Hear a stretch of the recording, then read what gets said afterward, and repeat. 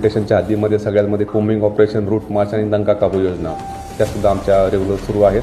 त्यामुळे आत्तापर्यंत आपण 4 कोम्बिंग ऑपरेशन केलेले आहेत. रूट मार्च आत्तापर्यंत आपण 9 ठिकाणी रूट मार्च आपण आत्तापर्यंत केलेले आहेत. दंगा काबू योजना आपण 60 ठिकाणी आत्तापर्यंत पोलीस स्टेशन हद्दीमध्ये केलेली आहे, त्याची राबवलेली आहे. त्यानंतर जे मतदान केंद्र जे आहेत आपल्याकडे आणि त्याच्या स्ट्रॉंग रूमचा बंदोबस्त आहे, तो एक महत्त्वाचा आपल्याकडे विषय राहतो. त्याच्यामध्ये आपल्याकडे मुख्य स्ट्रॉंग रूम जे आहे ते एका ठिकाणी आहे, जे लाल चौकी शेजारचं जे आहे त्या ठिकाणी एक मुख्य स्ट्रॉंग रूम आहे.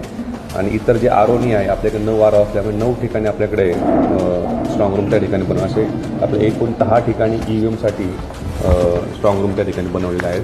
त्याचप्रमाणे आपण या संबंधित निवडणुकीच्या मतदानाच्या दिवशी आणि इतरही दिवशी आपण ड्रोनचा पण याच्यामध्ये कारण आपण पाहत असेल की विधानसभेमध्ये असताना आपण याचा ड्रोनचा खूप चांगल्या प्रकारे प्रभावी वापर केला होता.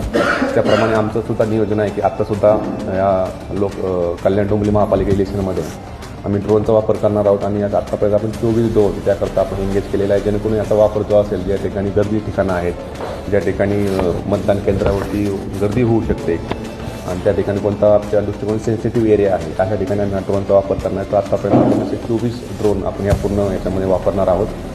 त्यानंतर जो निवडणुकीचा आमचा बंदोबस्त जो आहे पूर्णपणे जो कल्याण डोंबिवलीच्या हद्दीमध्ये आपण जो निवडणूक बंदोबस्त डिप्लॉय करणार आहोत त्या संदर्भात आमची सुद्धा तयारी झालेली आहे. आणि त्याच्याकरता आम्हाला टोटल जे आहेत 8 आपण ACB या ठिकाणी आपण डिप्लॉय करणार आहोत, ज्या मतदानाच्या दिवशी त्याचा उपयोग करता येईल. त्यानंतर 45 पोलीस निरीक्षक त्यामध्ये असतील.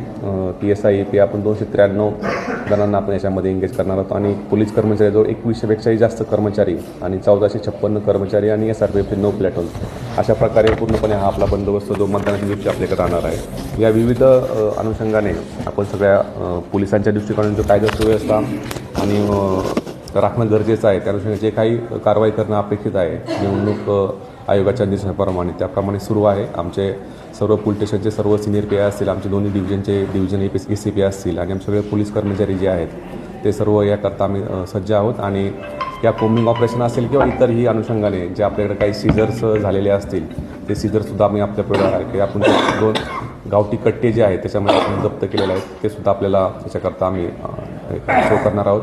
आणि इतरही बाबतीमध्ये जसे आपल्याकडे आचारसंहिता भंगाच्या काही तक्रारी असतील त्याकरता एक सेपरेट नियंत्रण कक्ष जो आहे तो महापालिकेमध्ये सुरू करण्यात आला आहे. त्या ठिकाणी सुद्धा आमचे पोलीस अधिकारी कर्मचारी आम्ही त्यांना प्रोव्हाइड केलेले आहेत, जेणेकरून राऊंड द क्लॉक जे असतील त्या कोणत्या आचारसंहिता भंगाची तक्रार असेल किंवा इतरही पोलीस दृष्टिकोनातून कोणती कायदा सुव्यवस्थेची परिस्थिती असेल ते हाताळण्याकरता आम्ही कल्याण पोलिसांनी तयारी केलेली आहे. आणि त्या अनुषंगाने विविध हेडमध्ये आमची कारवाई सुरू आहे. धन्यवाद.